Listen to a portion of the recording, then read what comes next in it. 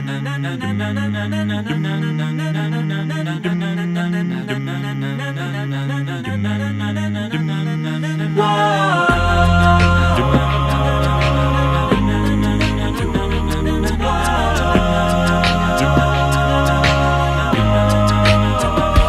you can be the greatest, you can be the best, you can be the King Kong banging on your chest. You can beat the world, you can beat the war, cause you're so much stronger than you've ever been before. You can throw your hands up, you can beat the clock, you can move a mountain, you can break rocks, you can be a master, don't wait for luck. Dedicate yourself and you gon' find yourself.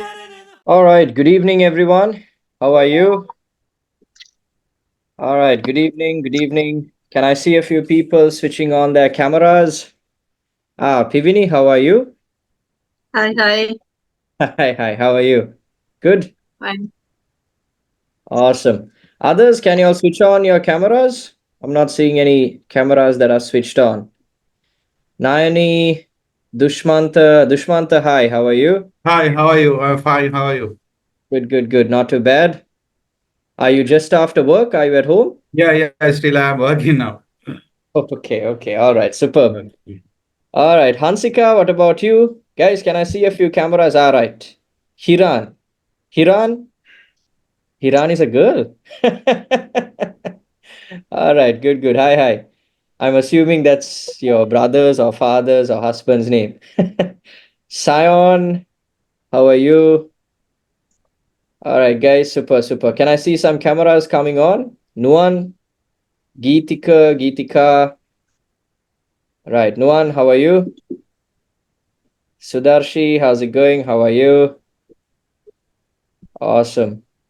All right, guys, can I quickly ask you to drop a message on the group, on the Zoom chat, whether you would like me to conduct a webinar in English or Sinhala, right? English වලින්ද Sinhala වලින්ද මම webinar එක කරන්න ඕනේ කියලා මට Zoom chat එකට message එකක් දාන්න පුළුවන්ද? English. All right, everyone is saying English. English is great because English is easier for me. Right, superb. Guys, සිංහලෙන් explain කරන්න ඕන කවුරු හරි ඉන්නවා නම් මට සිංහල කියලා දාන්න එක කිසිම ගැටලුවක් නැහැ. Right. Predominantly English. This is great. All right, superb. Guys, so if there is anything that you do not understand when I am teaching in English, please feel free to raise your hand and ask me. All right. Or even drop a message on the Zoom chat. Then I will give you a time for a Q&A. I will answer all those questions in Sinhala if necessary.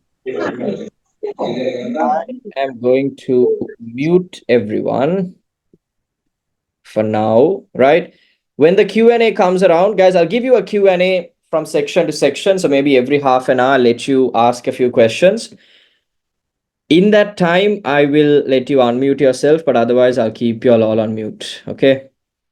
Both languages, okay. Predominantly, I'm seeing a lot of English. Okay, so guys, mama English වලින් කරගෙන යන්නම්. Okay, mama English වලින් කරගෙන යන්නම්. I'll do the webinar in English. තේරෙන්නේ නැති යම් කිසි දෙයක් තියෙනවා නම් මම explain කරද්දී තේරෙන්නේ නැති යම් කිසි දෙයක් තියෙනවා නම් ඔගොල්ලෝ අනිවාර්යයෙන්ම Zoom chat එකට ප්‍රශ්නයක් විදියට ඒක දාන්න. එහෙම නැත්නම් ලියා ගන්න. මම ඔයගොල්ලන්ට වෙලාවක් දෙන්නම් ඒ ප්‍රශ්න අහන්න. All right. If you do not understand anything, feel free to ask me, put it onto the Zoom chat, and I will explain those to you. All right. Okay. With that being said, let's get started with the webinar. All right. So guys, first and foremost, my name is Sheshan Dias, as you can see on my Zoom name. I have been teaching IELTS for the past 2 years, and we have had more than 150 successful candidates who have sat for the IELTS exam. All right. I'll show you a few testimonials later on, but we have trained over the past 2 years more than 150 students who have successfully got to their relevant band scores. It may be 6, 6.5, 7, 7.5, 8, and our highest candidate so far has got 8.5 in terms of a band score. All right. So I know exactly what I'm doing in terms of teaching you how to get through the IELTS exam. All right. And today we are going to focus on essay writing. Now, before that, let me tell you the agenda for today. I'm going to give you a very brief introduction about the IELTS exam, right? Is there anyone who is doing IELTS for the first time? Someone who has no idea about the structure of the exam? Are there people like that? IELTS විභාගේ පළවෙනි පාරට කරන කට්ටිය ඉන්නවද? ඒ කියන්නේ විභාගේ ගැන එහෙම ලොකු අවබෝධයක් නැති, exam structure එක ගැන ලොකු අවබෝධයක් නැති පිරිසක්, right? A lot of people are saying yes. Okay, so most of you are doing it for the first time. So I will give you a very short introduction. බොහොම කෙටි හැඳින්වීමක් මම IELTS විභාගේ ගැන කරන්න. ඒ කියන්නේ modules මොනවද? exam එකේ structure එක මොකක්ද? ඒ දේවල් සම්බන්ධයෙන් බොහොම පොඩි හැඳින්වීමක්. මොකද අපිට ලොකු හැඳින්වීමකට යන්න වෙලාවක් නැහැ. Right? We don't have a lot of time to go into a very deep introduction, but I'll give you a very small short introduction about the overall test. Okay, then our main section is going to be about IELTS essay writing, right? So I'm going to talk about the exam format, the marking criteria, how to plan for the essay, how to develop your vocabulary, how to generate ideas to write good answers for the IELTS test. Okay, then I'm also going to give you a small, very brief introduction, like a 10-minute introduction about our 10-day IELTS program. And I'm also going to give you a special discount code if you want to join our classes for September. All right. Finally, we are going to talk about the essay writing structure. Guys, this is the most important part. So make sure you stick around for this. At 8:30, we are going to talk about the essay writing structure. Okay, this is crucial, important. It's the most important part of this webinar. All right, the essay writing structure. So make sure to stick around for this. And finally, I will give you a 15-minute Q&A to clarify any doubts that you have. But even in the middle, I'll let you ask questions. So if you do have questions, put it onto the Zoom chat. ප්‍රශ්න තියෙනවා නම් මේ අන්තිම වෙනකන් ඉන්න ඕනේ නැහැ. Zoom chat එකට දාන්න මම මේ ප්‍රශ්නවලට උත්තර දෙන්නම්. All right. Okay, guys. So with that being said, we are going to talk about what IELTS is. IELTS කියන්නේ මොකක්ද? IELTS is the International English Language Testing System. Okay. IELTS is the most globally recognized English testing system in the world. Okay. You have competitors like PTE, Pearson Test of English. But IELTS is currently the most recognized. It's accepted by almost every English-speaking country and almost every university in all of those countries. All right. Right now, it's the biggest, most recognized English testing system in the world. Okay.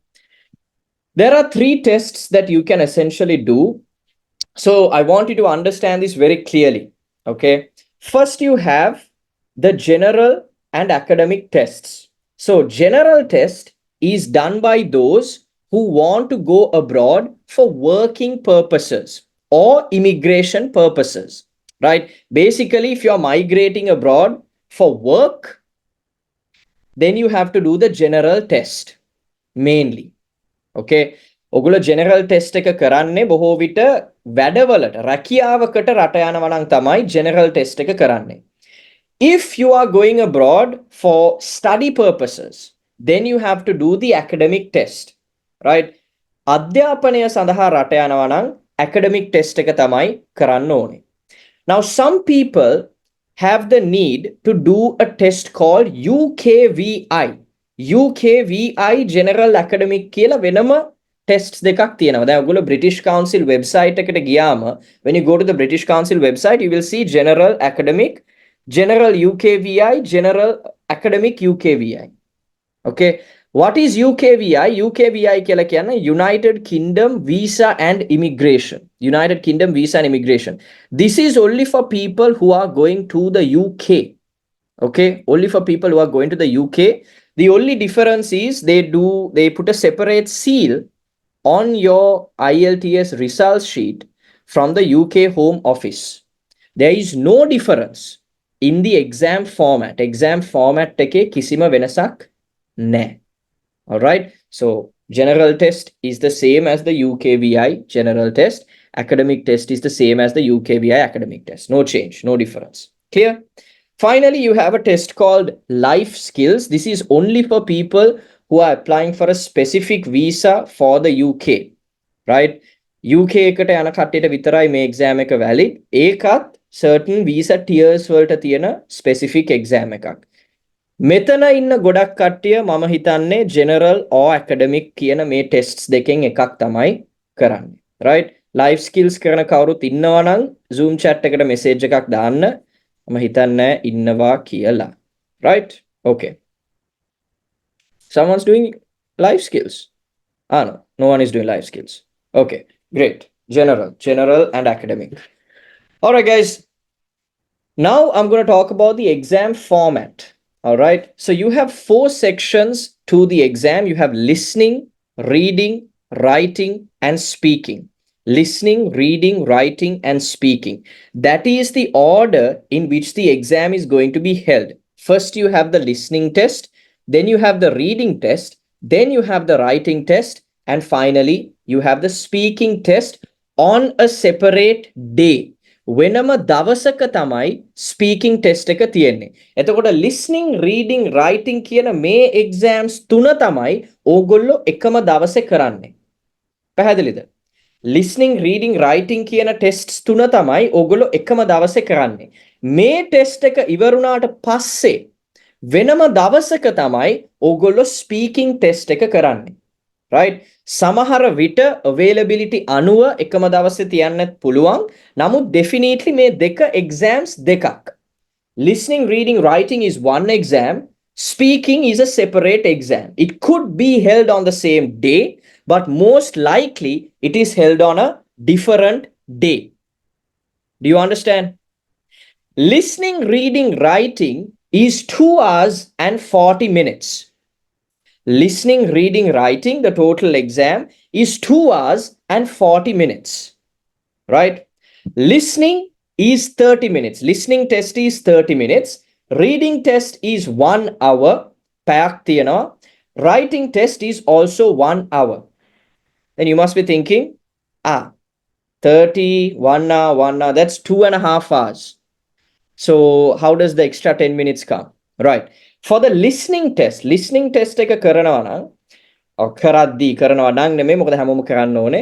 When you are doing the listening test, if you are doing the paper based test එක ඔයගොල්ලෝ කරනවා නම් වැඩිපුර විනාඩි 10ක් ඔයගොල්ලන්ට හම්බෙනවා ඔයගොල්ලෝ ප්‍රශ්න පත්‍රයේ ලියන උත්තර පත්‍රයට transfer කරන්න. The answers you write on your question paper, you get an additional 10 minutes to transfer it to the answer sheet. If you are doing the paper-based test, okay, that is how it becomes 2 hours and 40 minutes, right? Other than that, if you're doing the computer-based test, it's going to be 2 hours and 30 minutes, all right? It's going to be 2 hours and 30 minutes. Clear? So listening, reading, writing, 2 hours and 30 minutes. If you're doing the computer-based test, if you're doing the paper-based test, it's 2 hours and 40 minutes. All right. Guys, in each of these different sections, මේ හැම section එකේම breakdown එකක් තියෙනවා. අපිට මේ breakdown එක කරන්න මෙතනදී වෙලා නැහැ. මොකද අද අපේ focus එක essay writing. Our main focus today is essay writing. So I do not have time to talk about each section separately. But of course, in our classes, we cover this, right? Keep in mind, there are no breaks between the test, right? Listening එක කරලා ඔයගොල්ලන්ට පැය භාගයක break එකක් දෙන්නේ, right?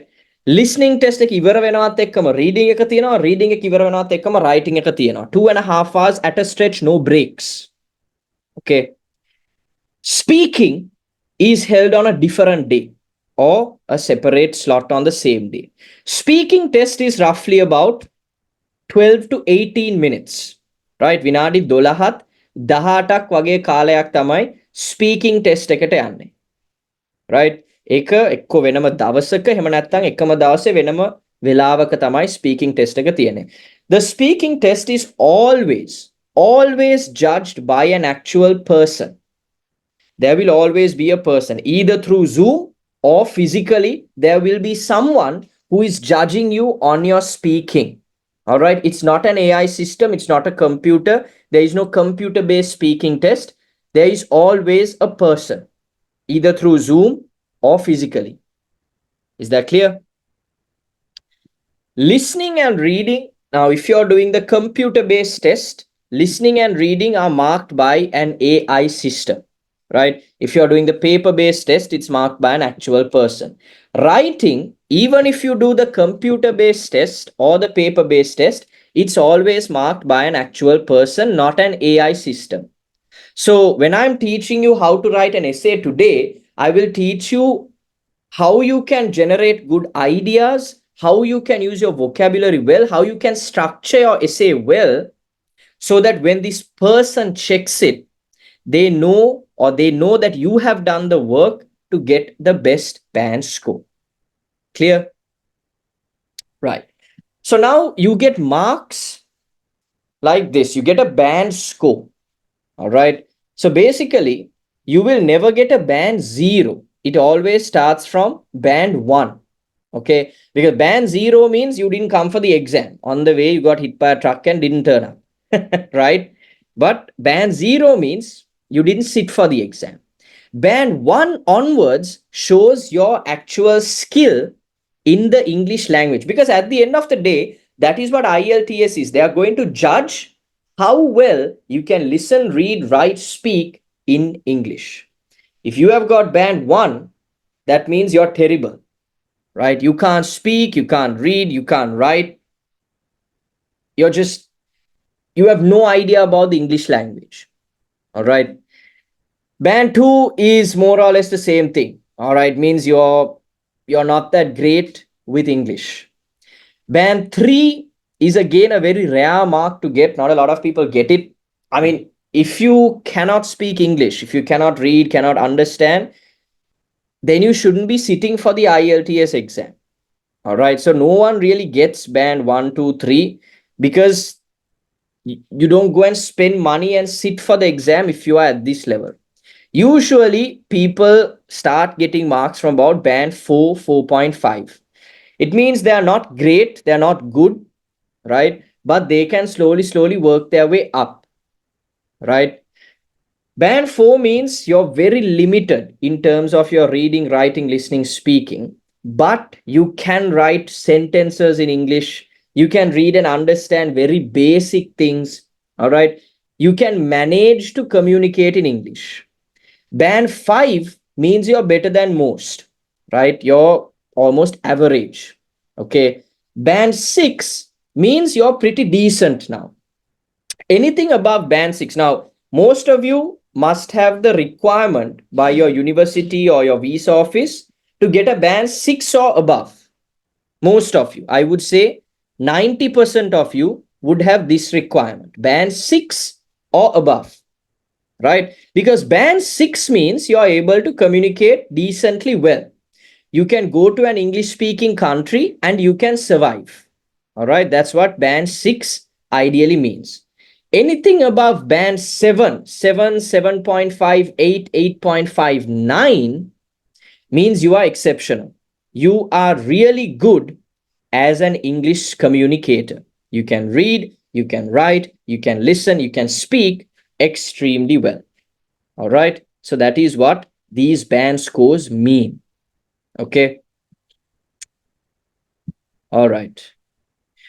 And finally, what you have to understand is IELTS is one of the most standardized tests in the world. All right. So the only two places you can do IELTS are through the British Council and IDP. If you're booking the test, you have to go to the British Council website or the IDP website and book your test. Some people ask which one is better. Is British Council better? Is IDP better? There is no one who is better, right? Because the test is the same.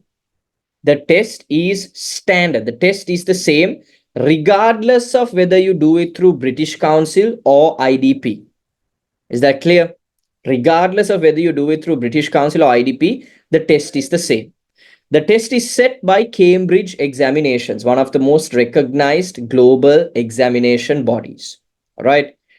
IELTS is valid for 2 years. That means if you are going abroad in 2026, you probably shouldn't be doing IELTS now, right? Usually, about 8 months before your journey abroad, do IELTS, 6 to 8 months before, because then if you don't get the relevant score, you have enough time to redo it. And also, if you get the relevant score, it's valid for 2 years. Make sense? So 6 to 8 months before you go abroad is the best time to do IELTS. All right. Super. So that is the general introduction about the IELTS exam, guys. We don't have time for a deep rundown of listening, reading, writing, because I want to get to essay writing fast. Okay, because essay writing is our focus today. But if you have any questions, I will give you 5 minutes to ask some questions. I will answer them and then we will move on. All right. So guys, if you have any questions, you can put it onto the chat box or you can unmute yourself and directly ask the question. That is also fine. Okay. All right. So I see a few questions on the chat box. What is IDP? So guys, British Council and IDP are two education centers, right? Global education centers through which you can do the IELTS exam, right? So if you want to do IELTS, you can book your exam through either the British Council or the IDP, right? Those are the two sections with which you can, or those are the two institutions with which you can do the IELTS exam. All right. Okay. So someone else has asked, can you give some tips about speaking? Guys, I don't want to focus on anything other than essay writing today. We are only focusing on essay writing. So reading, some of you have asked reading, speaking. Not today. This is about essay writing. All right. So, but we covered some general points. If you have any questions, you can ask. So if I want to migrate to UK, do we need to do UKVI academic? What if I do IELTS? So you have to check that with the visa center or the university that you are applying for, right? Because now you can do the regular academic test and apply to go abroad. That is totally possible, right? However, if they don't accept it, then that's a problem. Okay, so you need to check with your visa center, visa office, or you need to check with your university whether they accept the regular IELTS or do you have to do UKVI. It depends. All right. Are there any physical classes, guys? I'll talk about classes later. All right. Is the computer-based test better or is the paper-based test better? To answer that question, guys, it's tricky because it's like this. Okay. Now, for me personally, I prefer the paper-based test. Why? Because when I type, I tend to make a lot of mistakes. What is the reason for that? I type all the time, from emails to essays to when I'm teaching, whatever. I'm always typing and I type really, really, really fast, right? So it's always just fingers are going like that, super fast. But I always have this magical tool on my laptop, right? What is it called? It's called autocorrect, right? I have autocorrect on my laptop, so I can type so fast, and whatever mistakes I make are automatically corrected. Do you get what I mean?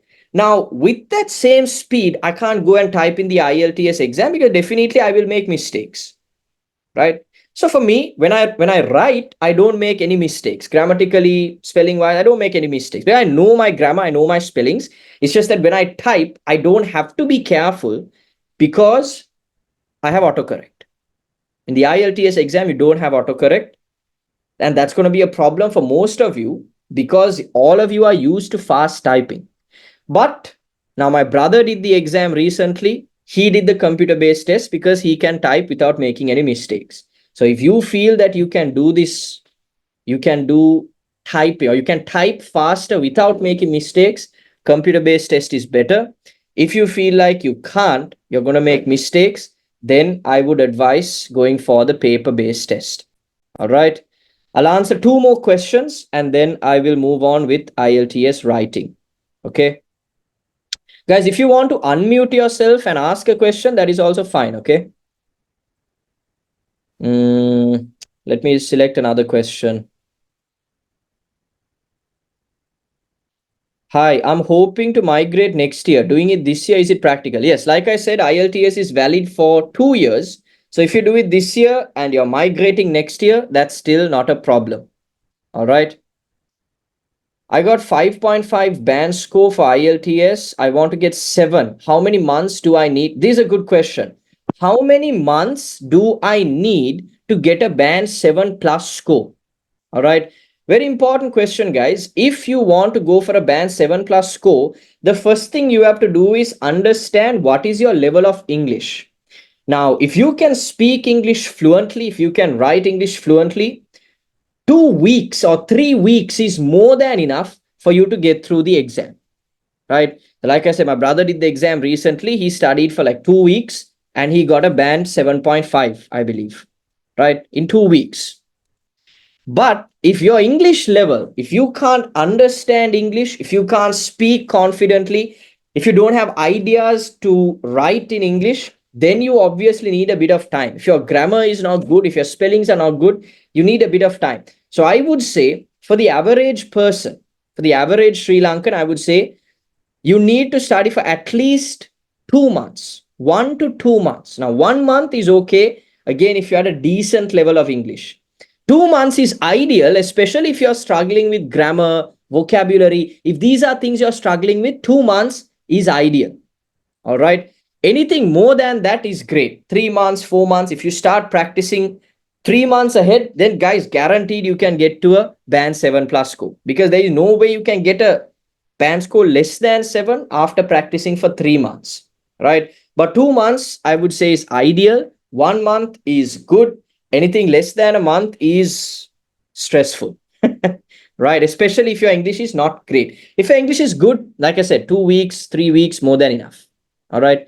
The exam fee currently is about, I believe it's about 65,000 at the moment. I believe they raised their prices again, so it could be about 70,000. But you can check the British Council website. I believe it's about 65,000 at the moment for the exam. All right. Someone has said, could you hold a webinar for other components? Guys, it's impossible for me to hold a free webinar like every day or every week. We hold a free webinar every month. But if you want to cover all components of the exam, there someone has put UKVI is 83,500, right? And Lex has said, yeah, it's 75,000 for the regular test, 75,000. All right.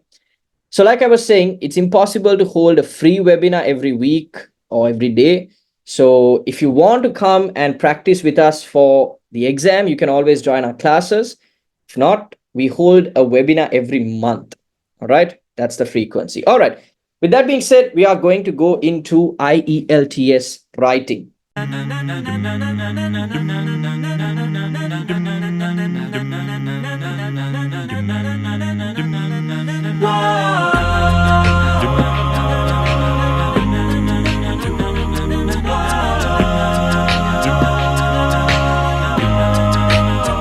Yeah, you can be the greatest, you can be the best, you can be the King Kong banging on your chest, you can beat the world, you can beat the war, 'cause you're so much stronger than